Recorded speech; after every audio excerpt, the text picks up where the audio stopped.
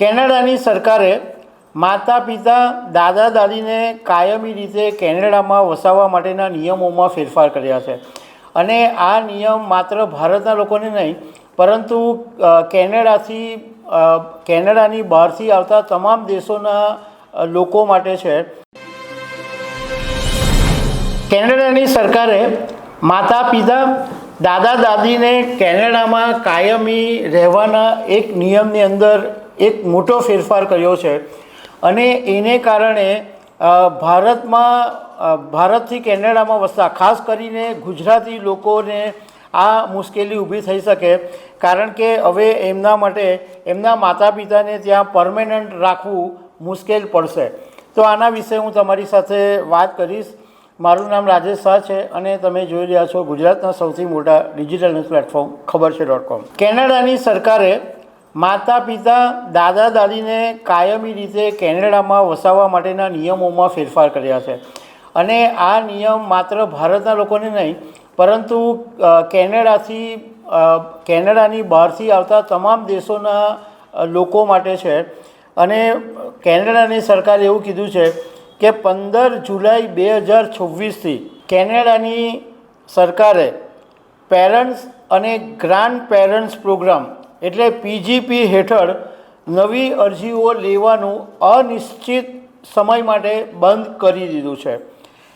એટલે અત્યાર સુધી એવું હતું કે કેનેડાના જે નાગરિકો અને કાયમી રહેવાસીઓ હતા એ પોતાના માતા પિતા અથવા દાદા દાદી નાના નાની એમને PGP પ્રોગ્રામ હેઠળ ત્યાં કેનેડા બોલાવતા હતા અને ત્યાં આગળ એ સ્પોન્સર કરી શકતા હતા અને એ લોકો પરમેનન્ટ કેનેડા રહી શકે એવી વ્યવસ્થા હતી. હવે સરકારે જ્યારે બ્રેક લગાવી દીધી છે અને સરકારનું કહેવું એમ છે કે આવો નિર્ણય લેવા પાછળનું કારણ એ છે કે ઇમિગ્રેશન સિસ્ટમ ઉપર બહુ જ ભાર વધી રહ્યો છે અને બેકલોગ અને લાંબી પ્રોસેસિંગને ધ્યાનમાં રાખીને આ નિર્ણય લેવામાં આવ્યો છે.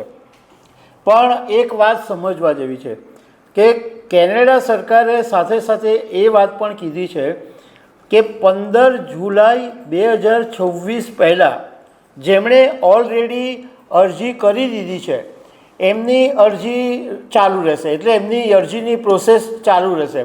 પણ 15 જુલાઈ 2026 પછી જેમણે અરજી કરી હશે આ PGP પ્રોગ્રામ હેઠળ તો એમને મંજૂરી નહીં મળે. સરકારે એવું કીધું છે કે આ જે 2026 સુધીમાં લગભગ 15,000 લોકોને કેનેડામાં રહેવાની મંજૂરી મળી શકે છે. એટલે કેનેડાએ સ્પષ્ટતાપૂર્વક એવું કીધું છે કે ઇન્ટરેસ્ટ ટુ સ્પોન્સર અરજીઓ અને નવા આમંત્રણોને બીજી સૂચના નહીં મળે ત્યાં સુધી બંધ રાખવામાં આવ્યા છે. તો હવે કેનેડાની અંદર તો કેટલા બધા લોકો વસે છે, એમાં ગુજરાતથી જ કેટલા બધા લોકો જાય છે, ભારતમાંથી પણ બહુ બધા લોકો જાય છે. તો એ લોકોના માટે વિકલ્પ શું? એ લોકો કાયમ માટે માતા પિતાને ત્યાં નહીં રાખી શકે? તો એના માટે એક વિકલ્પ છે અને એ વિકલ્પ છે સુપર વિઝાનો. સુપર વિઝાની અંદર 10 વર્ષ સુધીના વિઝા મળે છે, પરંતુ એની અંદર એવું હોય છે કે જે પણ પેરેન્ટ્સ એટલે દાદા દાદી માતા પિતા હોય એ એક સમયે એક વખતે 5 વર્ષ સુધી રહી શકે.